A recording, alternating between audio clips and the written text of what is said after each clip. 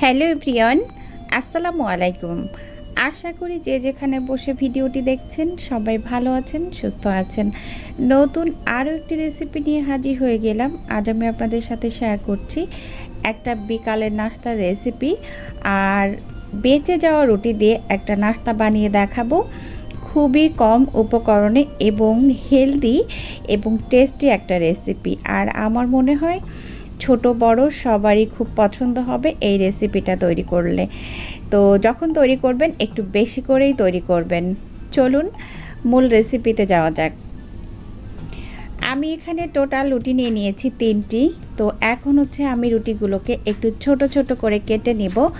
তো এখানে একটু বলি, আমি প্রথমে চেয়েছিলাম আরেকটা রেসিপি করব। তারপরে যখন আমি রুটিটা কাটছিলাম তখন আমি এই রেসিপিটার কথা মনে পড়লো, এটা করে ফেললাম। তো আমি প্রথমে যেটা ভেবেছিলাম সেই রেসিপিটাও আমি আপনাদেরকে একদিন দেখাবো। তো আমি এইভাবে আসলে রুটিগুলোকে একটু কেটে নিয়েছিলাম সেই রেসিপিটা করব বলে, যাই হোক তারপরে আবার আমি হচ্ছে এই রেসিপিটা করলাম এখন যেটা করছি। তো এজন্য হচ্ছে আমাকে একেবারে ছোট ছোট মানে চিকন চিকন করে রুটিগুলোকে কেটে নিতে হবে প্রথমে। তো এইভাবে এখন এই যে আমি সবগুলো রুটি কেটে নিয়েছি, 3টা রুটি ছিল টোটাল। এখন হচ্ছে আমি রান্নাতে চলে যাচ্ছি। একেবারে খুবই কম উপকরণে তৈরি। তো প্যান বসিয়ে দিয়েছি, প্যানটা যখন গরম হয়ে গিয়েছে তখন দিয়ে দিলাম এখানে সয়াবিন তেল। আর এখানে এই যে দেখতে পাচ্ছেন খুবই কম পরিমাণে তেল লেগেছে।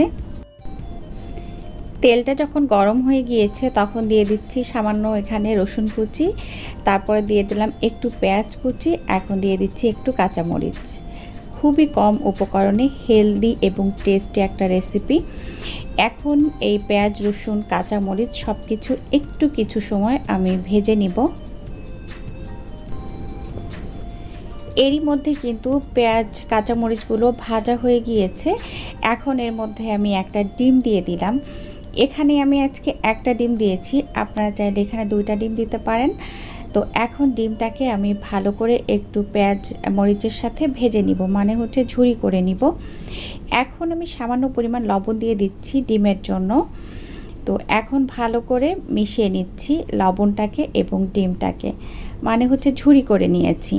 তো ঝুরি করা হয়ে গিয়েছে। এই পর্যায়ে আমি এখন এই রেসিপির টেস্ট বাড়ানোর জন্য আমি এখানে দিয়ে দিচ্ছি টমেটো সস।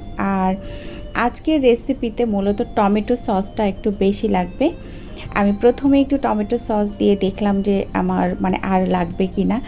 একটু নাড়াচাড়া করে মিশিয়ে নিয়ে তারপর সেই রুটির মানে কুচিগুলা দিয়ে দিলাম, কাটা রুটিগুলা দিয়ে এখন একটু নাড়াচাড়া করলাম আর মিশিয়ে নিচ্ছি।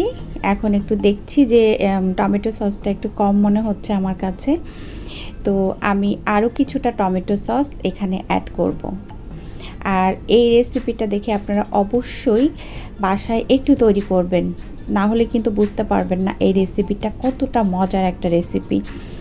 তো আমি টমেটো সস একটু দিয়েছি, আমার কাছে মনে হলো আরও প্রয়োজন, তখন আমি আরও কিছুটা টমেটো সস দিয়ে দিচ্ছি।